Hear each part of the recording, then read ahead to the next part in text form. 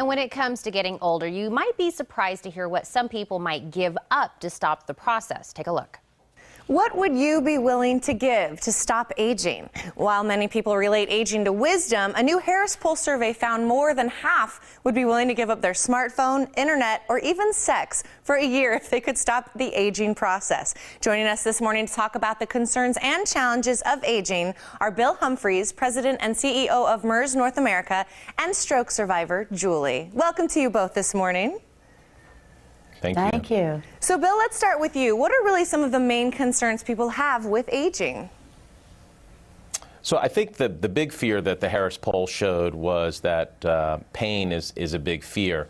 And backing up, we did this poll with 1,000 Americans with the desire to understand sort of the facts and attitudes as patients age, because we're launching a new indication for one of our products, Xeomin, an upper limb spasticity indication.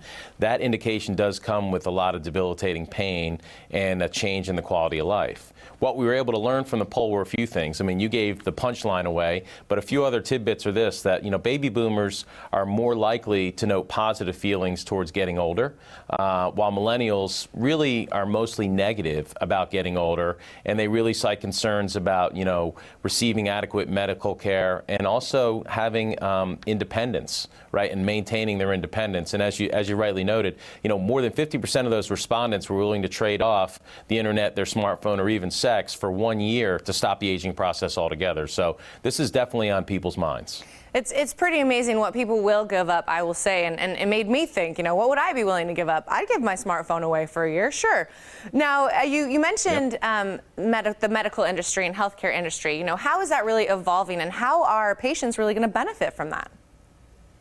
Yeah, so it's the thing that we found in this survey, and why I think that boomers are so positive, is they're really engaging in the discussion, and they're going into their physicians' offices informed, and so they're ready to have the conversation, or they have the courage and they take the initiative to search for a physician that will help them with their diagnosis or their treatment. And I think that's part of what Julie's story has been, because she had to search for 6 years to find someone to really give her the diagnosis of upper limb spasticity, which is what had happened, and the ability to have that and then go on to a better quality of life is really important.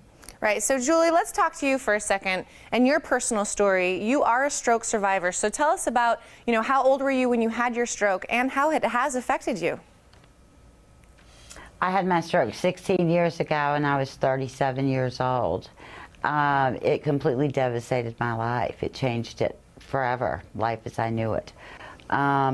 The ULS, upper limb spasticity, began about 2.5 months after I had my stroke.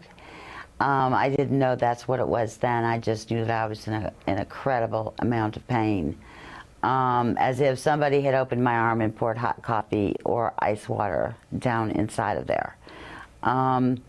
As Bill mentioned, I searched for 6 years for a doctor that knew what was going on with me and knew how to treat it.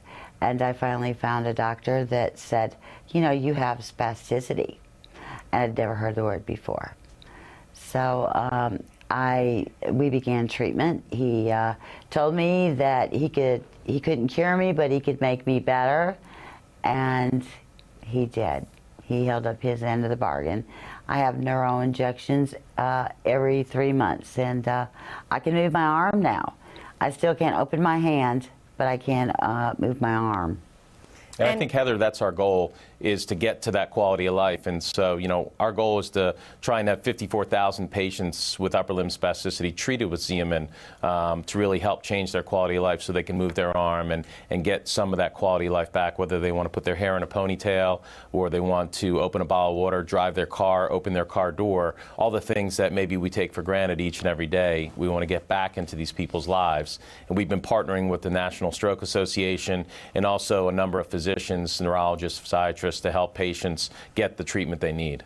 Well, this is incredible. We've definitely seen some major advancements, and Julie's story is really proof of that. Do we see continued advancement in this industry, Bill? I think there's a lot of focus on it because, strokes, 1.8 million Americans, adult Americans, are diagnosed with stroke or upper limb spasticity each and every year.